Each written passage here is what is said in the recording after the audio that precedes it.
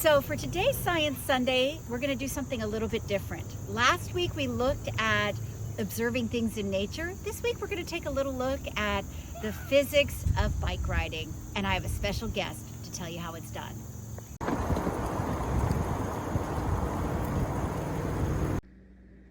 So today's Science Sunday is going to be brought to you by Barry Schnoor, biker extraordinaire who has biked from Ottawa, Iowa to Pittsburgh, Pennsylvania.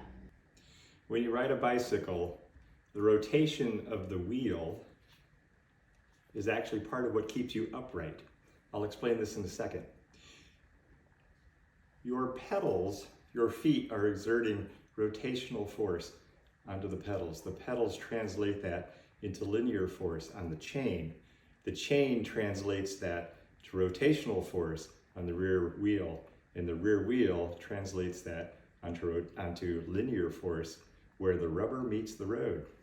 So one might think when this is spinning, well, if I let go of this wheel right now, what do you think is going to happen to it? I'll demonstrate. Whoa! It does what you expected it to do, right? It's hanging from this rope.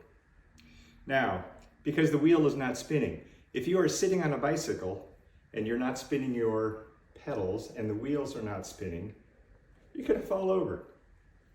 But if the wheel spins, watch this, I'm going to spin this wheel. I'm going to make it go upright like a bicycle is upright, and now I'm going to let go of it. Well, look at that. It stays upright.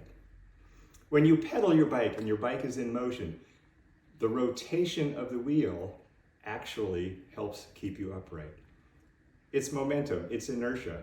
A body in motion tends to stay in motion in the direction it was placed in motion unless acted upon by another force, gravity or friction. There's your wheel experiment.